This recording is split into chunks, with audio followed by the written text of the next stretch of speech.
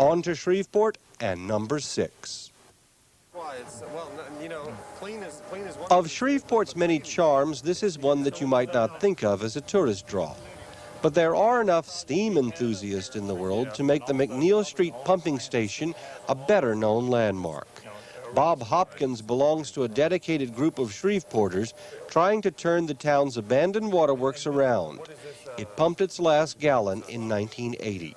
This is what, a 14-foot diameter flywheel. This is a crank and flywheel pumping engine that was installed in 1921 here at the plant. It's manufactured by Worthington Snow. At that point, they're still using steam? Yes, they used steam here up until 1980.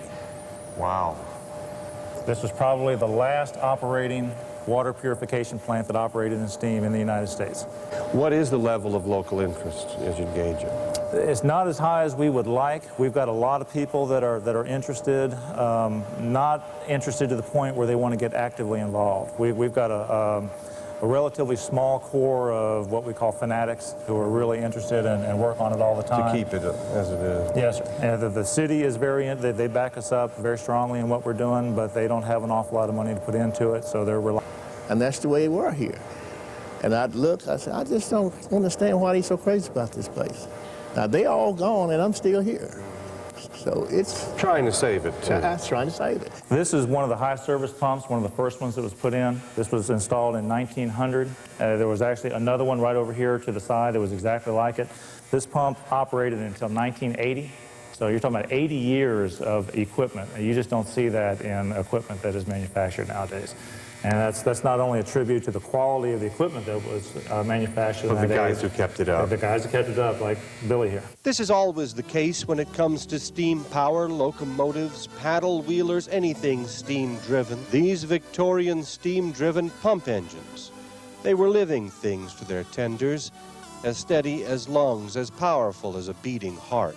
You have children come here, and I think that's what really keep me here.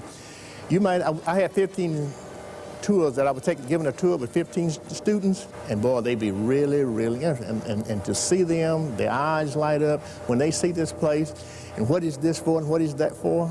It actually become a part of you. You want to see it operate, and you want to see it operate right. You want to see it still looking pretty, and it don't do that.